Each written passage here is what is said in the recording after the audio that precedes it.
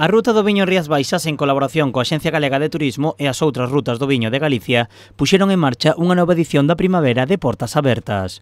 Un total de 13 buses completos partiron dende as diferentes vilas para visitar e realizar actividades en 22 adegas. Y la verdad es que la sensación ha sido muy positiva. Todas las actividades que han sido ofertadas, no solo desde la ruta, sino también de los propios socios, ha sido lleno total.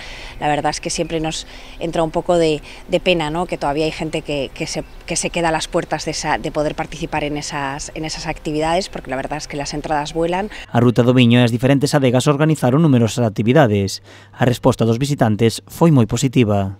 Pues yo creo que la gente muy contenta, muy animada, con muchas ganas de salir, con muchas ganas de empaparse de la cultura del vino, de Rías Baixas, muy emocionada por esas actividades tan diferenciadoras como pudo ser el yoga o esa visita en barco por el río Miño, en un barco vikingo, ¿no?, que les impresionó mucho.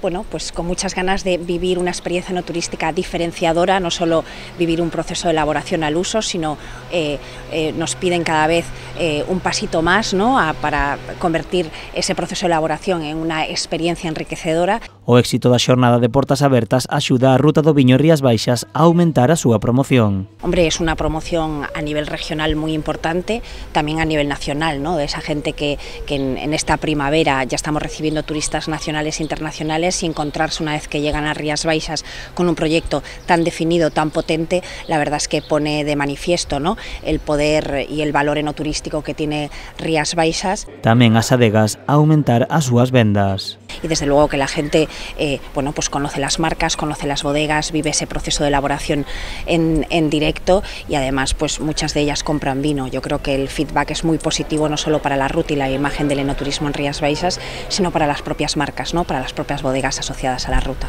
A ruta do viño pechou a xornada de Portas Abertas, pero a súa actividade para promocionar as adegas continúa o resto do ano. Nas vindeiras datas porán en marcha outras iniciativas como as catas sensoriais, as actividades en vendima ou as colaboracións con eventos deportivos.